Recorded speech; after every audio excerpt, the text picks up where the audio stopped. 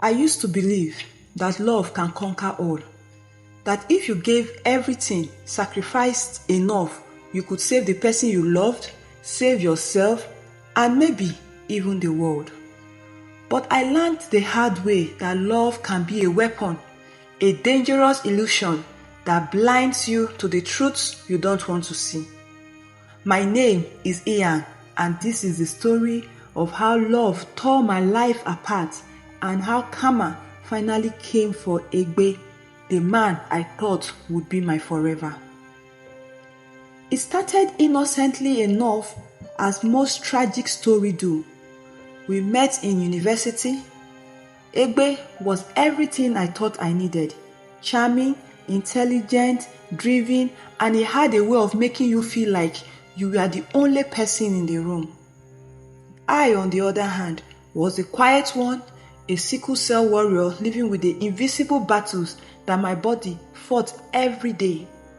I never thought anyone would love me through the pain, the hospital visit, and the constant worry. But Egbe was different. At least that was what I believed. We will figure it out, Inya, he would say, holding me close as we talk about the future. No matter what happens, I will be with you. His words felt like a promise I could hold on to.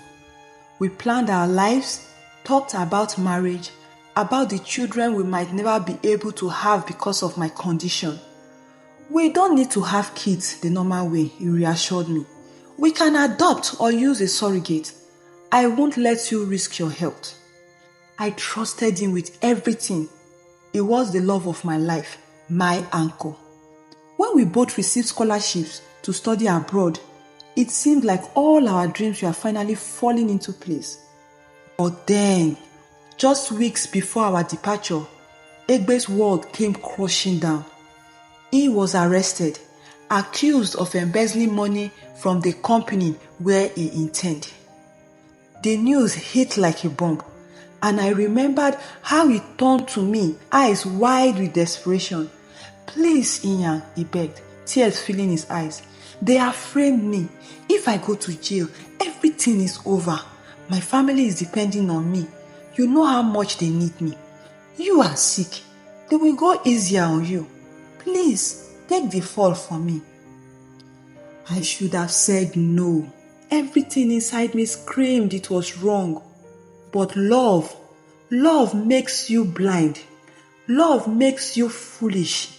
And so I did it. I took the blame for a crime I didn't commit, thinking that Egbe would fix everything, that it would make things right. I let them lock me up while Egbe walked away to freedom, to the life we were supposed to build together. Prison was a living nightmare. My health, already fragile from sickle cell, deteriorated quickly in those cold, unforgiving walls. There were days when I thought I wouldn't make it, and what hurt even more than the physical pain was the silence, the lack of letters, the missed calls. Egbe had abandoned me. I had given up my freedom, my health, my future, and he had left me to rot. 2 years passed before I got granted a presidential pardon due to my deteriorating health. I was a shell of the person I used to be when I stepped out of that prison. But I still had one last hope. Egbe, the man I had sacrificed everything for. I found him working at Pinnacle Ventures, a powerful financial firm in Nigeria. He looked different, stronger, more successful. When he saw me, he cried, apologized for abandoning me, begged for my forgiveness. I was weak, desperate to hold on to the love I thought we still had. And so, once again, I forgave him. We got married not long after, and I tried to rebuild my life by his side. But things weren't the same. Egbe was distant, always wrapped up in his work. He left me alone in a house that was supposed to be our home, but felt more like a prison. The promises of surrogacy, of adopting children were never mentioned again. I felt like I had disappeared, become a ghost in my own life. Then, one night, he dropped a bombshell. Inya, I think it's time to remove your womb, he said coldly, like it was a matter of convenience. You know how dangerous it is for you to get pregnant. We can't risk it. His words pierced through me, leaving me breathless.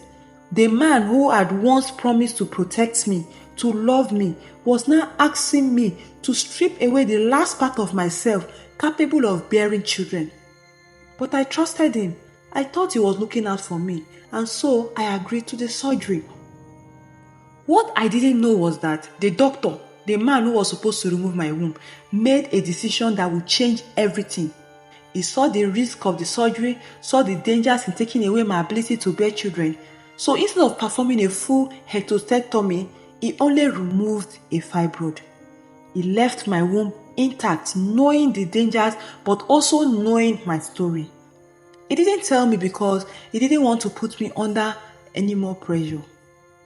I left that hospital believing I could never have children, but the betrayal was just beginning. Months passed and Egbe became more and more distant. I was alone in a marriage that had no love left, a marriage where I was nothing more than an afterthought. Desperate to reconnect, I decided to surprise him one night at his office. I packed his favorite meal, hoping we could finally talk, maybe find a way back to each other. But what I found shattered me completely. Through the glass door of his office, I saw him with another woman. She was laughing, her hands on his arms, and the way they looked at each other, it was the way we used to look at each other. I watched as he leaned in and kissed her. I felt the ground fall from beneath my feet.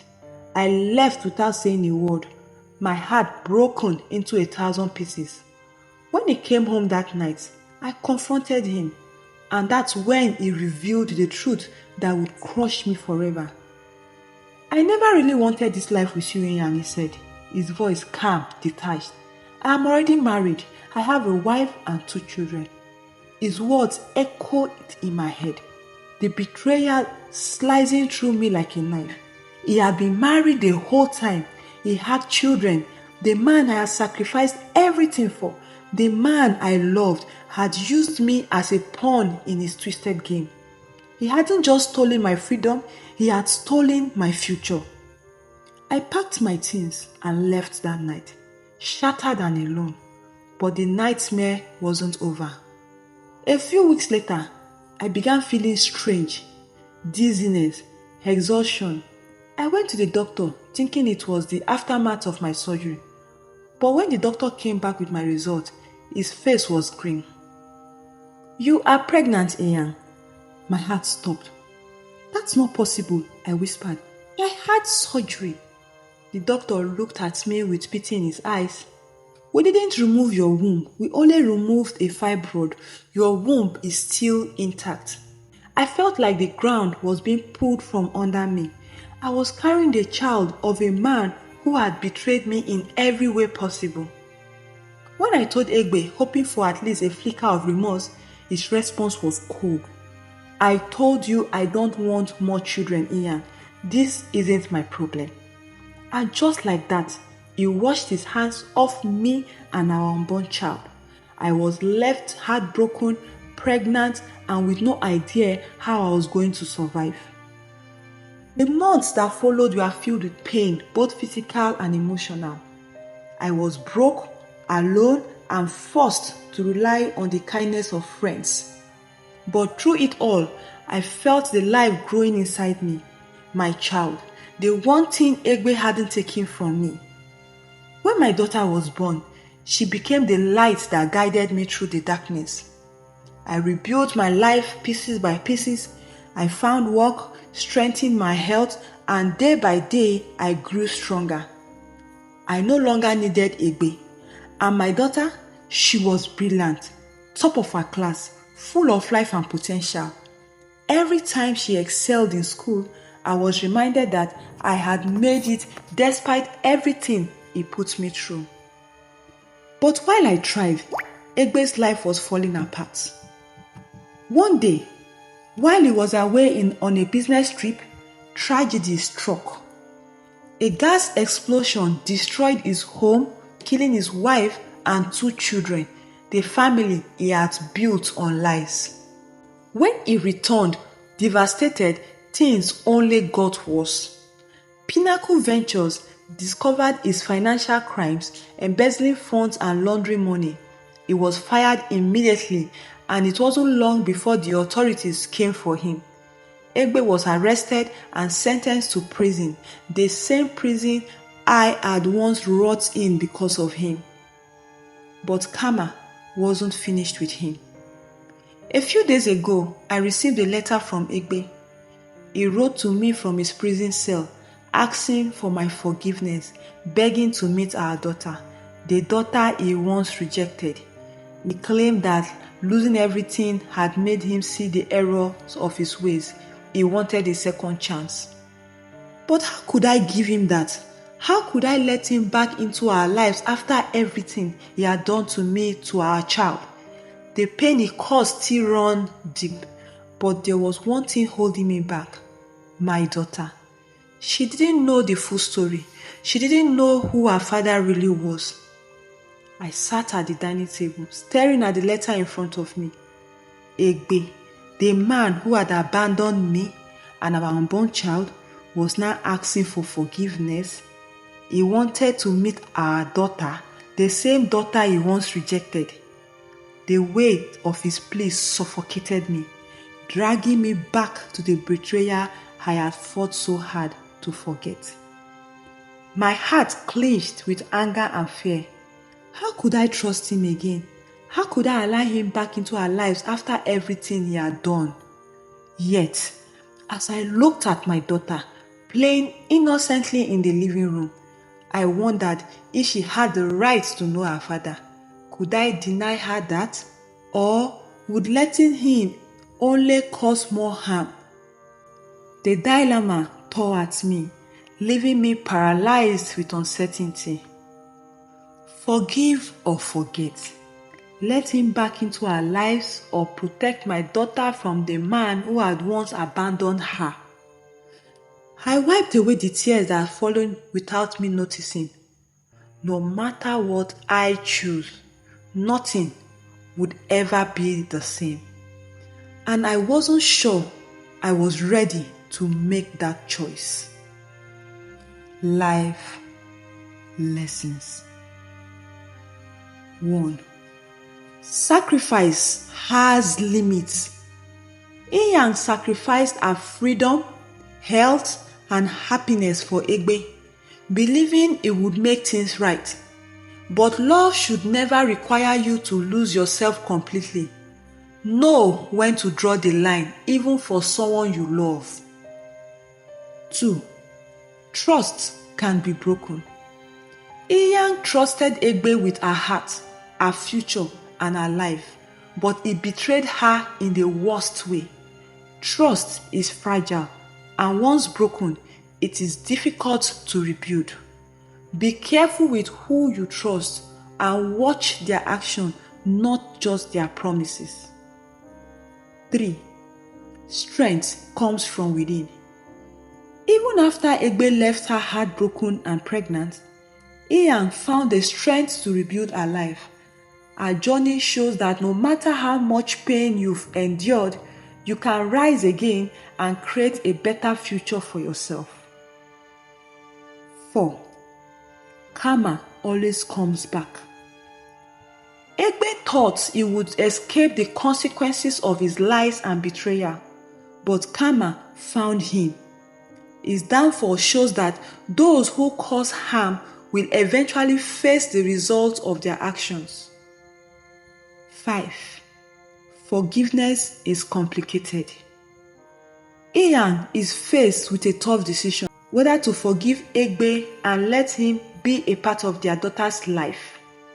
Forgiveness isn't always about letting someone back in. It is about finding peace within yourself, even if that means walking away. Inya's story is a reminder that we all face difficult choices between forgiveness and protecting our peace. She had to rebuild her life from the ground up after being betrayed, but she found her strength along the way. Think about your own life. Have you been hurt by someone you trusted? Are you holding on to pain, or are you ready to let go and move forward? Remember, forgiveness is a personal journey, and you deserve to find your own peace, just as Inya did.